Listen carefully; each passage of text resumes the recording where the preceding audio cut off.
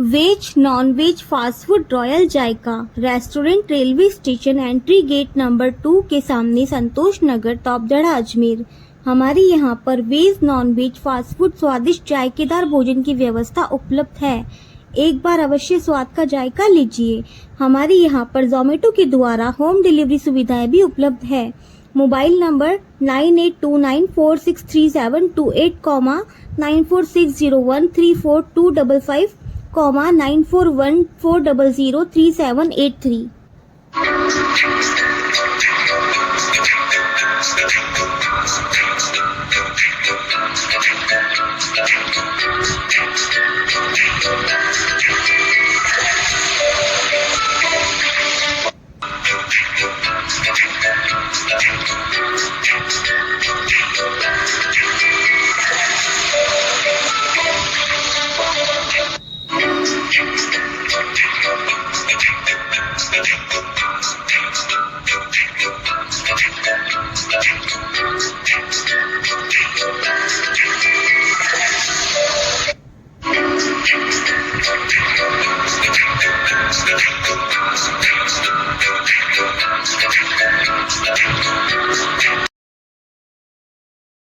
बीते 21 दिनों से पुष्कर की पवित्र सरोवर में दम तोड़ रही मछलियों से सरोवर के घाटों का वातावरण प्रदूषित हो रहा है तथा प्रतिदिन आने वाले अस्थावन की धार्मिक भावना आहत हो रही है।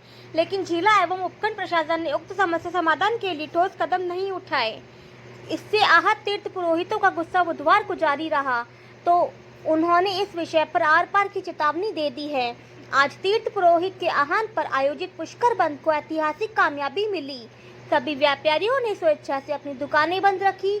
बंद से पहले सभी पुरोहित तीर्थ पुरोहित संघ ट्रस्ट के यात्री निवास पहुंचे, जहां से सभी कपालेश्वर तिराहे पहुंचे, जहां बाजार को बंद करवाना शुरू कर दिया। सैकड़ों की संख्या ने पुरोहितों ने प्रशासन के खिलाफ नारेबाजी करते हुए ब्रह्मा मंदिर से लेकर गुरुद्वारे तक दुकानें बंद करवाई। हालांकि आज श्रद्धालुओं की परेशानी को देखते हुए ब्रह्मा मंदिर को खुला गया।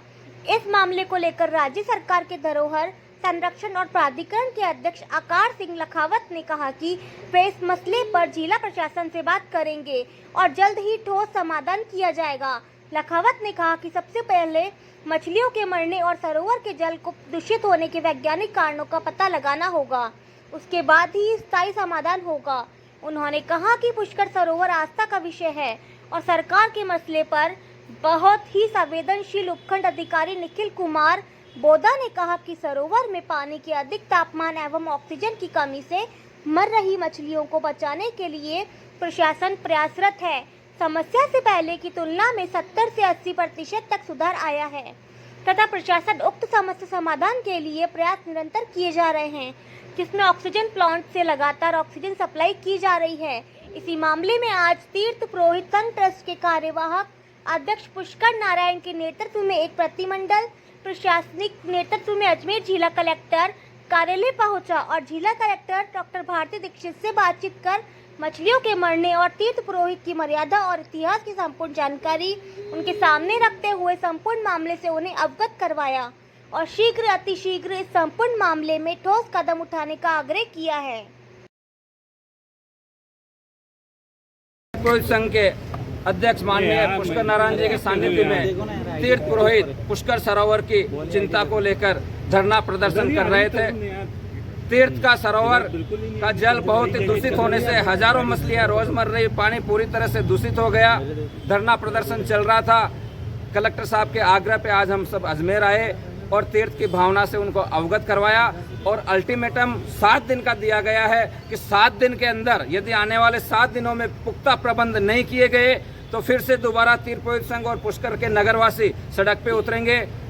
7 दिन के अंदर अगर माकूल इंतजाम तीर्थ के लिए प्रशासन करता है तो ठीक है, अन्यथा 7 दिन बाद पुनः धरातल पे तीर्थ पुरोहित संघ और तीर्थ पुरोहित उतरेंगे। जय पुष्कर राज की। हाँ, धरना समाप्त कर दिया जी। ये कोई पहला मामला गोविंद नहीं है, पारासर इससे पहले भी प्रतिनिधि कई बार तीर्थ पुरोहित मछलियां संघ मरी है। पुष्कर। हमेशा पूजा अर्चना करने आते हैं, पितरों का तर्पण करने आते हैं, तो लेकिन पुष्कर सरोवर का जो जल है वो प्रदूषण के कारण से थोड़ा अभी गाढ़ा हो रखा है। गाढ़ा होने के कारण से हजारों की तादाद में मछलियां पिछले 1 महीने से निरंतर मर रही थी। उससे धार्मिक श्रद्धालुओं की आस्थाओं को ठेस पहुंच रही थी। प्रशासन अपने वैकल्पिक उपायों से उनको ठीक करने के प्रयास कर रहा था, तो लेकिन जो उपाय हैं वो अपर्याप्त हैं। तो हमने जब स्थितियां ज़्यादा विकट और भयानक स्थिति में पहुंच रही है कि वहाँ खड़ा रहना और दुर्गंध की स्थिति इतनी कि वहाँ आप खड़े नहीं रह सकते, तो अभी जो चल रहा है वहाँ मेला श्रावण का और कावड़िया आ रहे हैं, तो दुर्गंध इतनी है कि वहाँ की स्थिति ज़्यादा बिगड़ी। तो हमें भी सोचना पड़ा कि इसके लिए हम जब तक प्रशासन के साथ दबाव नहीं बनाएंगे सरकार के साथ,